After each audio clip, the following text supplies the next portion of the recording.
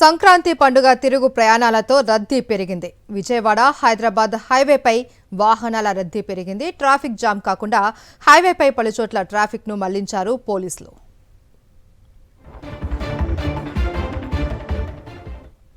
మరింత సమాచారం చిట్యాల నుంచి మా ప్రతినిధి అశోక్ ఫోన్ లైన్లో అందిస్తారు. అశోక్,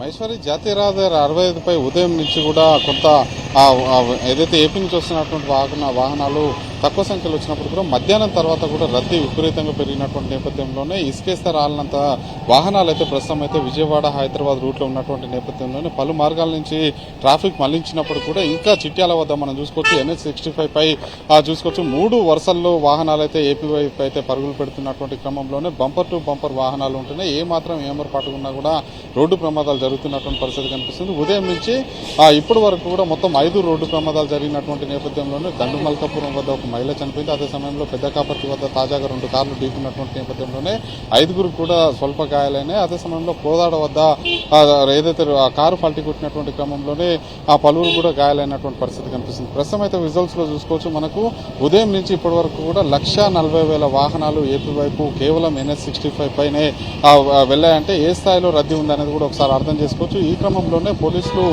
బ్లాక్ స్పాట్స్ కావచ్చు, రద్దీ ఉన్నటువంటి చిట్యాల టౌన్ కావచ్చు, పెద్ద కాపర్తి, వెల్మినేడుతో పాటు చౌటుప్పల్ ప్రధానంగా చూసుకున్నట్లయితే చౌటుప్పల్లో కూడా రద్దీ అధికంగా ఉన్నటువంటి నేపథ్యంలోనే వాహనాలు ఎక్కడికక్కడ నిలిచిపోకుండా చర్యలు అయితే చేపడుతున్నటువంటి పరిస్థితి కనిపిస్తుంది. ప్రస్తుతం అయితే NH65 పై వాహనాలు అయితే బంపర్ టు బంపర్ వెళ్తున్నాయి. Maheshwari, right, thank you for the updates.